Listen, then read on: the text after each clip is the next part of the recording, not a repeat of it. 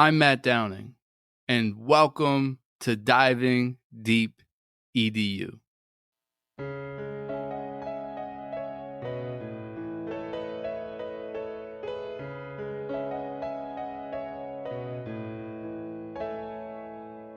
Curious conversations with all types of peeps. Encouraging innovation, we are diving deep. Certainly education is what we like to speak. Fervent with dedication, now it is time to teach. Yeah.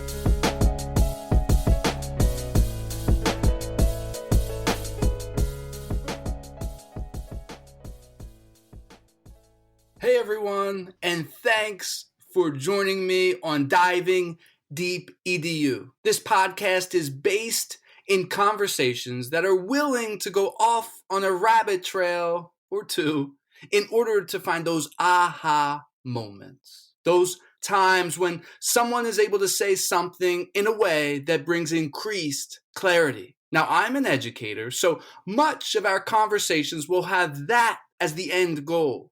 How can the things that we are talking about help us to dive deeper into educational practices? Thanks for tuning in.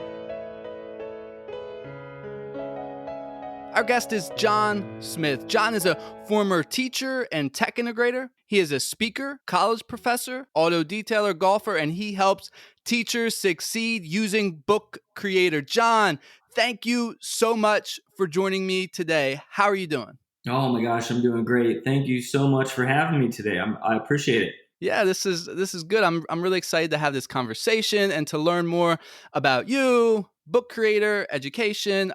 So you currently work at Book Creator, but you also have an education background. Let's start with that. Let's start with your education experiences. What were some of those? So I actually grew up in a family of educators. My dad was a music teacher for his entire career.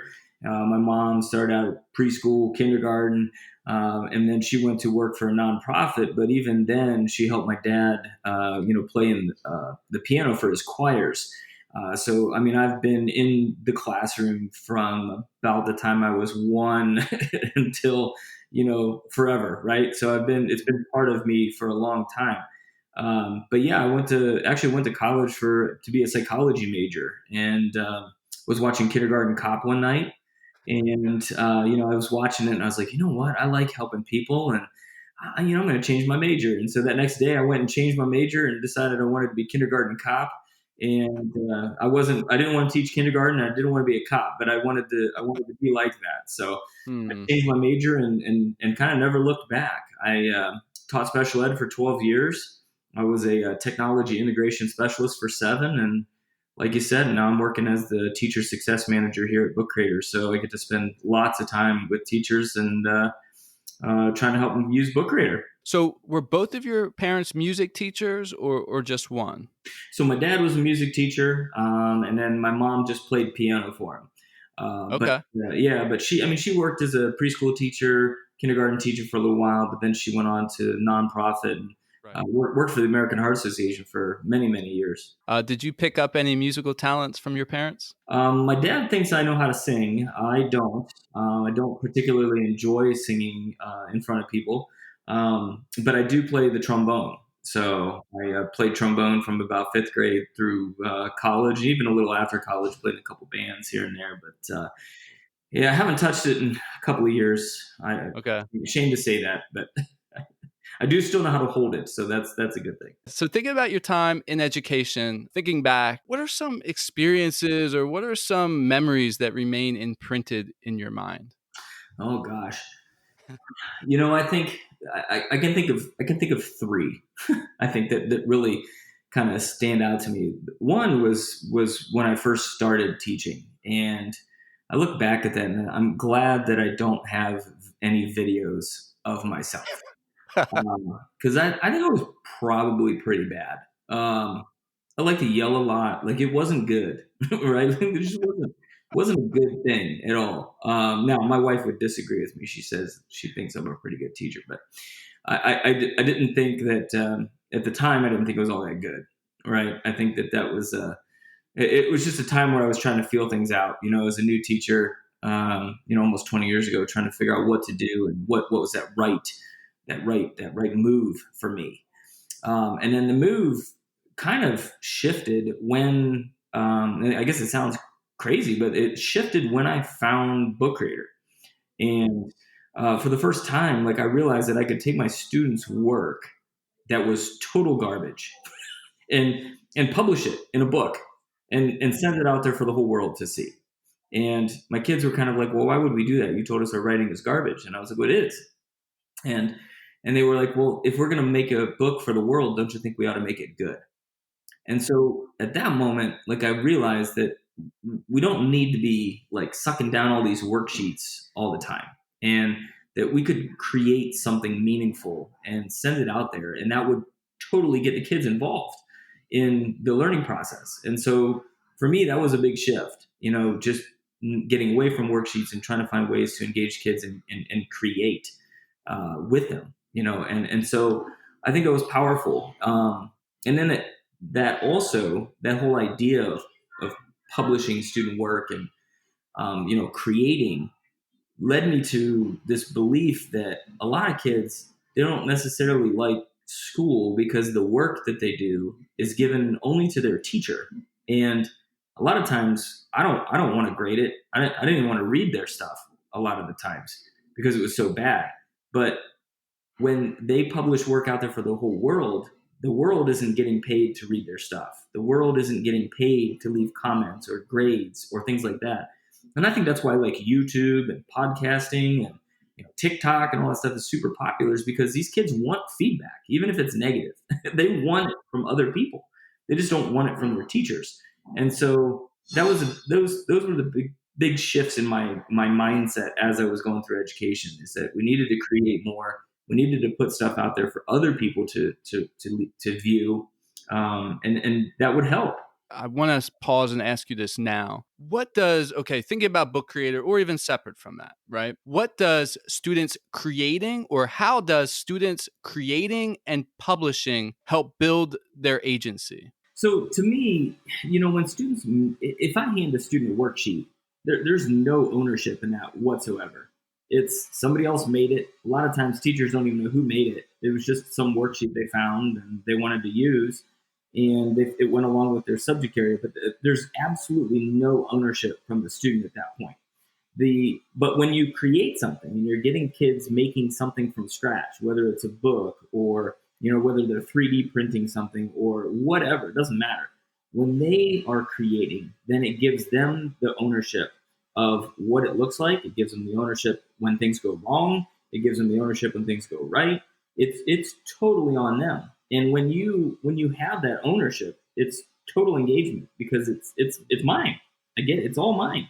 And what does them publishing do for that process? And so for me, the publishing piece, and I think also for my students, the being able to put that work out there, to say I'm an official published author. Now other people can check out my stuff. They can look at it at the time in the Apple bookstore, or now they can look at it online through a link. That publishing aspect makes it a little bit more real. It doesn't just get graded by the teacher, stuffed in my backpack, and sent home to never be seen again. It's out there, and now people all over the world can leave feedback for it. Yeah, and I don't know about you, but I know it's very difficult to teach a student, or to teach anyone, about audience, right? Like, who are you writing this for? And I'm sure this helps, right? The publishing of it helps the student understand like who they're writing it for. Have you seen that to be true? Absolutely. And a lot of times, I think even with my students, having this idea of like, are we writing it for adults? Are we writing it for other students? Are we writing it as an information piece? Whatever. It's still somewhat of a difficult concept, because a lot of kids still don't even realize that there's something out there beyond like their own school or beyond their own city. This helps with that as well. But being able to say to somebody that I'm a published author, that I've gotten it out there, is just tremendous. And again, it just helps with all of that engagement So you're telling a student, okay, we're going to do an assignment. You're going to write for, older people in middle America. And the Mhm. student's writing to it, but it still feels fake unless they're actually writing for those people. It's like, so they know it's a game. They know, okay, I just got to play this game, this education game, and it's not real. Right. And those students, most likely are going to be not engaged in that, and they're not going to take ownership of that. And I do want to circle back and talk more about Book Creator and some of these essential components that, again, we can translate to other areas as well. But we have to talk about car detailing. So it appears, Jon, that you might have an obsession with cleanliness and how it relates to cars. So even a recent tweet that you made, it said you were cleaning your shop vac, which you use to clean cars. So that obsession seems to be growing. Are you seeking help for this? I am not seeking help for this. I kind of enjoy it, and I would say that the cleanliness aspect of that is really only isolated to vehicles. At this point. Like, my wife would say, she would laugh if she was listening to this right now because she was like, "He's not that clean. What is he talking about?" But it really only translates to vehicles, and it's really kind of just an interesting story because like, I was always the guy that I had one of my first car that I bought that was new. Right, it was a '99 Hyundai Elantra, and I love that car. But and when I went to clean it, it was like dish soap and a bath towel. Like that was it.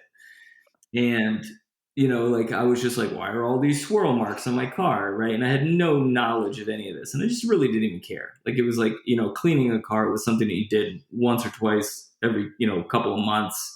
And then you went to the gas station, you got the little fry guys drop down on your car and sweep off the dirt, and that was it, right? That was all they cared about. But it really didn't even change. Like, I mean, I had a couple nice new cars after that, and the whole thing never really made any difference to me whatsoever. And then I remember, like, there was one moment where in the town I live, there's an auto detailer, and we drove by this guy's house probably 100 times, right, a month. And so one day, I did get another new vehicle, and my wife was like, you know what, we ought to really just get it clean, really nice. Let's go to this guy down the street.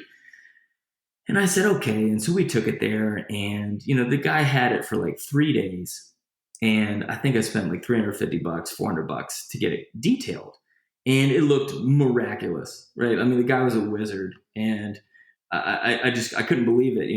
It was cleaner than the day I bought it. It was amazing. And I told my wife, I was like, all right, I'm going to go get my car done maybe a couple times a year from this guy. But in between, I didn't really care, right? I was just going to do my thing. And so then, and this is kind of like the sad turn of the story, but like, so there was a day in Ohio where it was like early spring. And for the whole week, it was like 75 degrees out. And on a Friday morning, we had black ice. And I remember going to work. I got there and I was getting ready to do a training with some teachers, and my phone rings. And I didn't recognize the number, so I just ignored it. Well, then the they called back. And I was like, well, I better pick this up. They're calling me again. So I told everybody out there, the teacher's like, hang on a second, I got to answer this real quick. Because nobody ever calls me twice, right? And so I pick up the phone and I'm like, hello. And she goes, is this Jon Smith? And I said, yeah. And she goes, hi, my name is Sarah or whatever. She's like, you don't know me, but I'm here with your wife. She's upside down in the car. And I was like, wait, what? And so luckily my wife and the kids were fine. Everything was fine, but she hit a patch of black ice, ended up flipping the car. And so she's freaking out. Obviously after all this is all done, everybody's fine. Everything was okay. But she's freaking out because she's like, this is my car. It was a 2006 Toyota Corolla. And she's like, it's 10 years old. It's got 150,000 miles on it. It's totaled. We're going to get nothing for this car. And I was like, it's okay. We'll find another car. Everything's going to be fine. And so I remember getting a check in the mail from my insurance company. And I was kind of dreading opening it, right? Because I was like, they're going to give me like $10 for the car. And I opened the check, and it's like $7,000. And I was shocked. And I was like, why in the world would they give me $7,000? So I called my insurance company. I was like, listen, I don't mean to look a gift horse in the mouth here, but why? Because I don't want to deposit this money and spend it, and then you come back saying it was a mistake and we want it back, right? Like I was like, tell me this is for real. And the guy he goes, no, it's for real. He goes, listen, when we total cars, what we do is we pay you for every part of the car. And he goes, no joke, your wife's car was the cleanest totaled vehicle we've ever seen in our entire life. And so they're like, so based on the value of the way your wife kept her car clean, this is what we're going to give you. And I was shocked. Like, and at that moment, it hit me like a ton of bricks. I was like, I need to take better care of my cars. And so, like we have the shop vac in the garage. So every time we come home, sweep out the car. Every time I see like little smudges on door handles and stuff like that, I just try to keep it as clean as possible and nice as possible. And so, so one night I decided that part of it was because I wanted to save money and not go to the detail guy and spend, $1,000 a year on my car. But part of it was because I was just fascinated with it.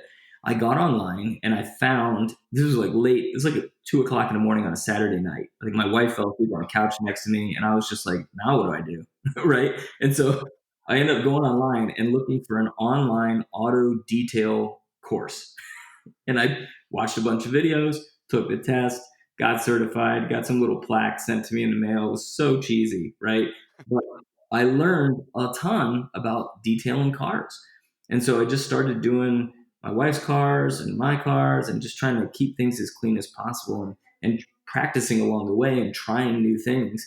And it got to a point now where my neighbors are coming to me and they're like, hey, can you clean my car this weekend? And I'm like, yeah, sure. And they're paying me decent money to clean their cars. So it was just kind of, like I said, it was kind of a weird way that this whole thing came about.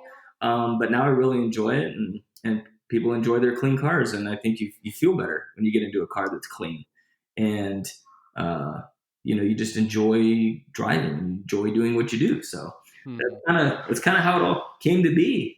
Yeah, what a fascinating story. And as you think back, I'm sure even now talking about it, you're probably just immensely grateful, thinking about your family being okay in that upside down car. I mean, I can only imagine that moment and what you were feeling and thinking. Yeah. It was crazy. Yeah. It was one of those ones where like my wife, she obviously was upset, couldn't exactly tell me where they were. So I pulled up my iPhone and said, pulled up my wife's phone and said, take me there with the directions. And so as the GPS actually had it wrong the first time I put it in. And so I'm driving down the road and it's like, you have arrived. And I'm like, there's nobody here. Like, where is it? So I put it in again and had me go a different direction. Yeah, come around the corner and see your wife's car on its roof. It's it's unnerving, right? It's kind of like, wow. My son, he teases, he still jokes about it though, because he was using my wife's phone. He was playing something on the phone. I don't even know what it was, but he was so engrossed in whatever he was doing. He didn't realize the car was upside down. But she looked back, my wife looked back and was like, James, are you okay? And he's like, yeah, why? And she's like, we're upside down. He's like, oh. So yeah, he was engaged in whatever he was doing. Yeah. So maybe we can make a couple converts to our listeners. So I have a couple of questions for you. So thinking about the inside of the car, right? It seems like no matter what I do, now we don't have to go in too much detail, but maybe, just some quick guidance. No matter what I do, it seems like that dirt, that stuff is always there. What can we do to resolve that issue? Is there a technique? Is there equipment? I know there's a lot of skill and practice and time, but I don't know if there's some insight you could share with us. I think one of the things is trying to stay on top of it before it gets too bad, right? Because a lot of times, even myself, I'll look at my car and I'll see like just some dust or something. And I'm like, I'll get it next time. Well, the next time that dust is like even more, right? And then it's like, nah, it's just dust. I'll get it next time. Pretty soon, you got a 3-hour inside cleaning job, right, on your car. So, the other day, yesterday, we were, I don't know where we were exactly, but my wife ran into a store real quick and we're sitting outside and I have a bottle of like cleaner in my glove box and a towel. And I'm just sitting there, I was like, I see some dust and I'm just wiping it down as I'm waiting, right? Like it sounds obnoxious and crazy, but if I try to keep ahead of it, then things tend to work out pretty good. But my shop vac is my best friend now too, in terms of cleaning. Cause I used a Dyson for many years And I didn't realize what I was missing until I got a shop vac. And man alive, that thing makes cleaning insides way better. Okay, so a shop vac is actually better than a Dyson. And what brand shop vac do you use? Actually, I use a rigid shop Okay. vac right now. And yeah, I don't have to run out of battery, so my Dyson can run out of battery. But this thing, the suction power on it's really powerful. So Okay. yeah. But Just- the other thing too I want to say about this whole detailing thing, because I think some people right now are like, what am I listening to? The other thing I want to say though is this is the world that we're in right now. All right, so I'm gonna just quickly tie it to education, then you can go back Yes. to another car question. But like the fact that I sat there and got online and learned how to be an auto detailer on a Saturday night is something we couldn't have done 20 years ago. And so kids can learn anything they want. They can learn it wherever they want and whenever they want. And it's just really awesome to think that everybody, all kids have that kind of power. All adults have that kind of power to learn things and change their mindset and switch their thought processes just like that. It just takes a little bit of want, a little desire to actually want to do that. Yeah, that jumped out to me. As you're talking, you're watching these videos. And another thing that jumped out to me was how it connects with agency, right? You wanted to do it. So you did it. And there were resources out there that wouldn't have been out there a while ago. And that is fascinating, to try to, well, not to try to, but to actually connect that to education. And I think, there's a lot of real connections. And that's one of the reasons, why I think it's, worthwhile to have this conversation, because I do think those connections, I hope, are sort of jumping out to our listeners. As we're talking about something you're interested in and how you sort of develop that, and that is, that is helpful. I do have another question. The outside of the car is a big debate. Do we need to actually use wax, or is washing it good enough? So there's a guy that I watch on YouTube. His name's Larry Kosilla, and he runs a company called Ammo, and it's a car care company. And watching his videos is fascinating. And he talks about the paint on your car kind of like skin. And so the whole idea is that you want to take care of your skin. If you don't, your skin's going to dry out. It'll get sunburned, right? There's so many different things that can go wrong, right? So his whole idea is clean the car, drive it. Don't park it in your garage and never touch it, right? Drive your car, enjoy it, but take care of it. And so his products that he uses they all kind of layer, right? So there's one that's kind of like your lotion for your skin. There's one that's kind of like the sunblock for your skin. And then, obviously there's different types of waxes and things like that. So yeah, I think it's important because it just gives that one extra layer of protection that's going to help your car, be protected against, bugs and rocks and chips and, anything, acid rain, whatever. Right. So, Yeah. I definitely think that it's important. I will say that the one thing I had done with my car that has made a huge difference was I had it ceramic coated. And that's like the newest thing in car care is ceramic coating your car. And it was expensive, but now washing the car is even easier. And I can totally tell when I wash somebody's car that's not been ceramic coated because it just feels weird, right? Like it just doesn't, it feels grimy. Even after you clean it, you can run your hand over it and it still kind of feels like sandpaper, right, over top of the car. But when it's ceramic coated, it's just so nice and the water just rolls right off of it. It's really nice. So, but yes, whether it's a ceramic coating, which is super expensive, or a wax that you're going to put on every couple months or something, definitely put something on your car because it will help in the long run. Yeah, that skincare analogy is super helpful. The ceramic coating, is that usually done by a body shop? And I know you said it's expensive, but about how much is that going to run? Yeah, it just depends. So the guy that I know down the street that detailed my car the very first time, I took my car to him to get ceramic coated. And for my truck, it costs like $1,000 to do it. So Okay. it's not cheap. Yeah. But like I said, it was a 5-year coating. So hopefully it'll keep things, nice for, a good long while. And then before you have to get it put back on again or something like that. But yeah, no, so you usually got to take it somebody who's certified to do that. Something I'm not in there yet. Haven't figured that out yet, but maybe one of these days. Yeah, definitely a couple more YouTube videos and a little bit more agency and yeah, you'll be there. We need to circle back to book creator. We've alluded to it, and I just realized, you know what? We have never even defined what book creator is. I just sort of assume people use it because I use it all the time. I love it. It's a great tool. So let's spend a little bit of time talking about book creator, and if you could launch us off with that, just tell our listeners, what is book creator? Yeah, so I think if you go to our website and you look at Book Creator, on the surface, Book Creator is a digital bookmaking tool, and that's pretty much what it says, right? And everybody's kind of like, oh, cool. But I always laugh because the worst part I think about our company is the name, because usually when you say books, that's when the math and science teachers are like, peace out. We don't do books, right? We do math and science. And so there's just so much more to it. And so a digital book could be a portfolio. It could be a journal. It could be a yearbook. Could be comics. Could be pretty much anything you want. And that's what I like most about book creators, because in a simple format that kids from kindergarten through whatever, any age, can figure out relatively quickly, you can make a digital artifact of your learning.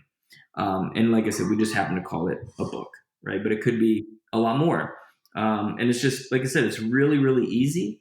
As a tech integrator, I found that, teachers who are, reluctant to use technology, teachers who are like, you're lucky that I'm checking my email, right? Don't ask me to do anything else. You're lucky I got the email open.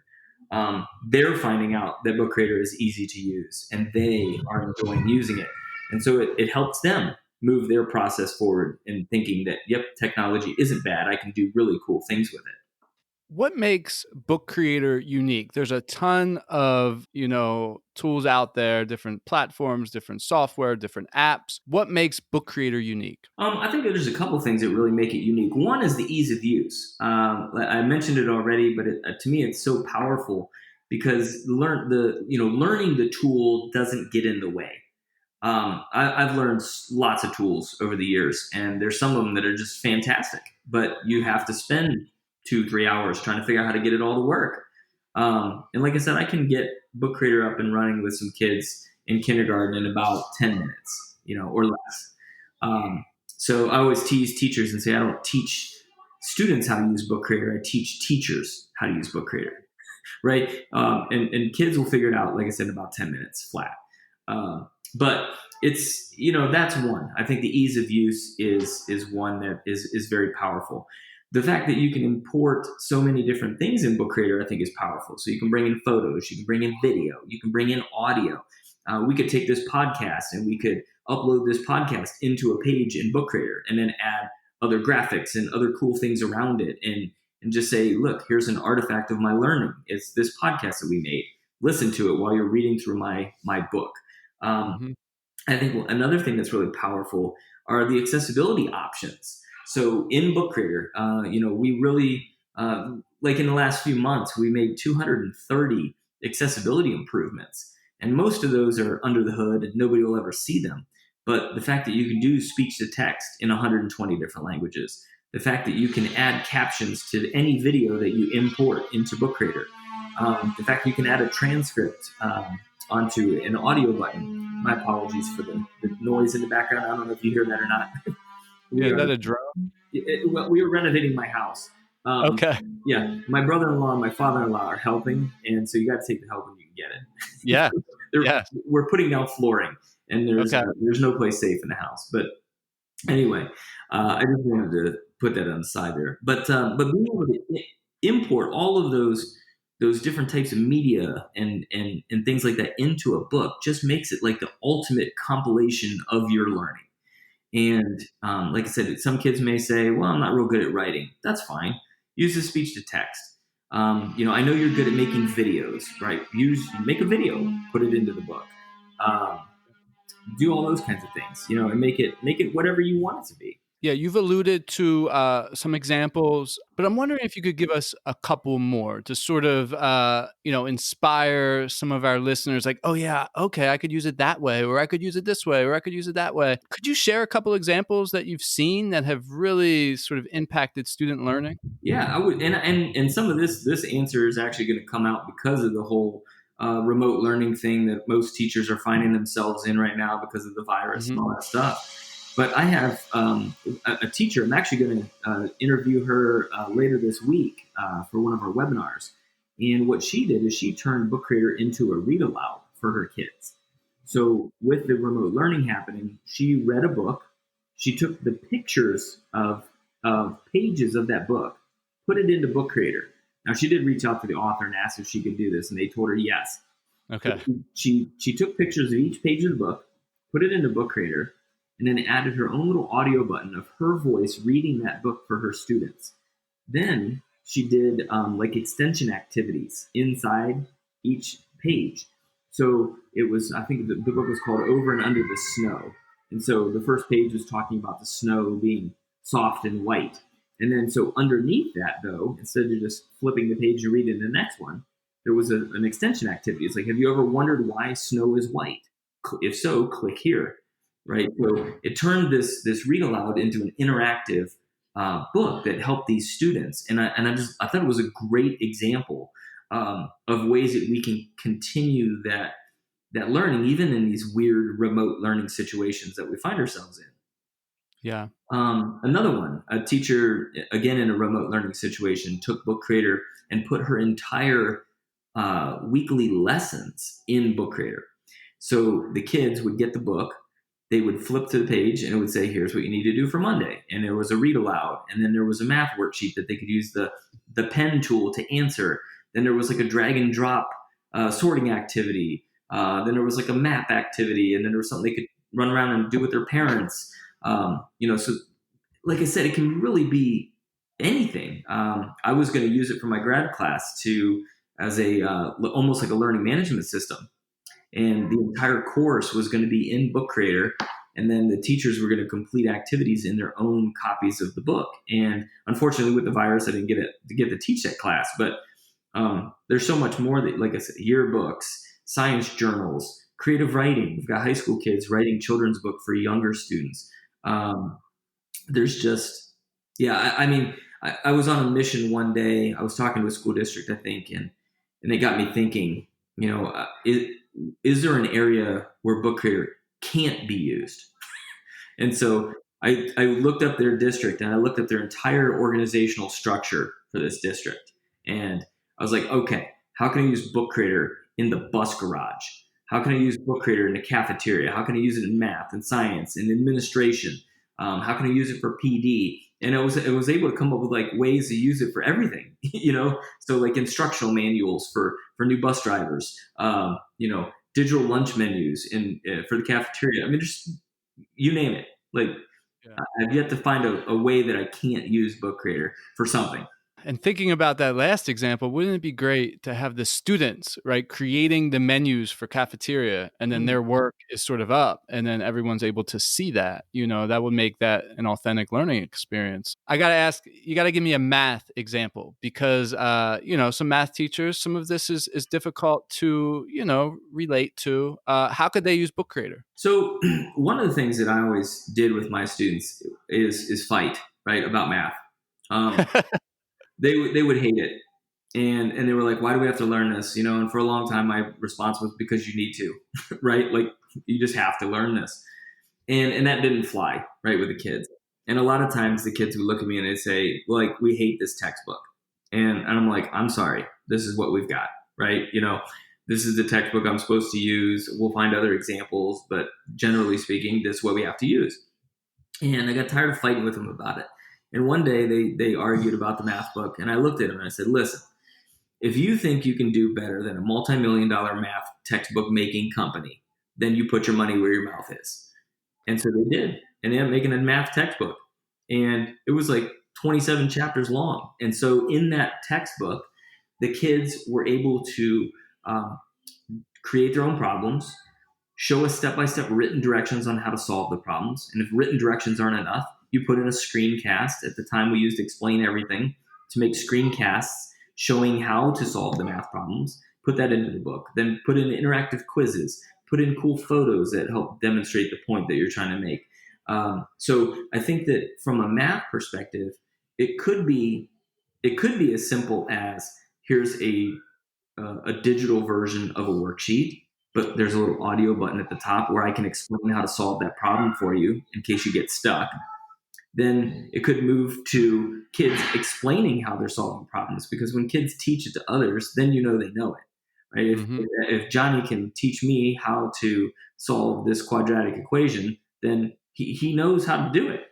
And so I love Book Creator for that math class, because it allows you to get inside that kid's head. You don't just see the problem and see the answer. You can hear their thought process when they're recording themselves talking through it. You can see the thought process when they're making a screencast and putting that video into Book Creator. So there's I just think it's a great tool for all kinds of things, but I love it for math and anything that requires some kind of explanation, right, or visual thinking to hammer home that point. And I do agree with you that Book Creator is super easy to use. We did it in some middle school classes, and I mean, I probably explained it for like maybe 2 to 3 minutes, and then the kids took ownership of it, and we were off to the races. So a lot of your time is focused on helping teachers, right, integrate Book Creator. So we have some teachers on, listening in the audience, and you work with a lot of teachers. What's the one piece of advice that you would tell them with using Book Creator in their classroom? Oh gosh, I think the one piece of advice I have is just give it a shot.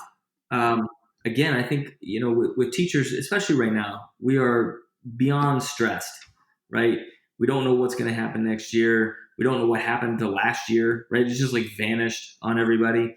And I think that, just giving it a shot is my biggest piece of advice. You can't go wrong if you just try something and see what happens.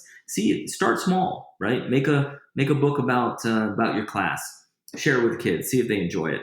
And if they do, then we get into a point where we can say, now kids, you're going to make your own. Just give it a whirl. That's always my thing. Like I could have said the same thing with car washing. I don't know how to do that. And I'm just going to sit here on the couch and watch a movie at 2:00 in the morning and fall asleep. Right. Or, I'm going to give it a shot and see what happens. What harm can it cause? Right. Not going to break anything, just by trying Book Creator. So just give it a go and see what you can do. Make a 1-page book. See what happens. Mm-hmm. Yeah, that's great advice. Jon, thank you so much for joining me today. This has been a super helpful conversation. And as we get to the end, who do you want to give a shout out to? You know what? I've got 2 shout outs. Well, one I already gave one to Larry Kosilla from Ammo, right? some good stuff there. I love watching his videos about car cleaning, right? From an educator standpoint, though, I always got to give a big shout out to my buddy Jason Hubbard, who is in Ohio with me. He is a STEM teacher, and the dude is a genius. I just love listening to Jason talk about things and the way his mind works in terms of like design process and all that stuff. So definitely give a big shout out to Jason. And then I don't know if this is lame or not, but I got to give a shout out to my Book Creator people, because the amount of work that can be done by such a small team. I don't think that many people know how big Book Creator is, and we're not. So there's 14 total people in the entire company, and we only have like 4 or 5 engineers, and the amount of work that they can get done and making changes is phenomenal to me. So I really enjoy working with them, and I appreciate all of the efforts that they put in there, from our support people to our sales team to the engineers. It's really just a really tight-knit group of people, and I want to give them a shout out. It's time for the final word. What would you like to say to close out this podcast? Oh gosh, I was thinking about this, and did I want it to be a sentence? Did I want it to be a keynote? What does this look like? And I guess I'm gonna try to sum this up in about as few sentences as possible. this is going to sound really weird. For the better part of the last couple of years, I've been fascinated with death. Okay. And not death in like the dead people kind of sense, but death in the classroom. And I think now is a really good time, especially right when we have a fresh start coming up, or it just started, depending on when you hear this podcast. I think that what's really interesting about this idea, though, is what are the things that we do in our classroom? What are the beliefs that we have? What are the tools that we use? What are the teaching styles that we've done that just need to die, right? What are those things that we need to get rid of to make room for something new? And so I really just want everybody to think about that. Like, what are those things? Like it could be a test that I've used for too many years. It could be a style of teaching it could be yelling, right? Like, what is it that you just no longer need in your classroom that you want to get rid of to make room for something else? That's my thought. And that's a profound thought to close us on. Jon, thank you so much for joining me on Diving Deep EDU. I appreciate your time, sharing your experiences with even car detailing and book creator, and helping us think deeper about education.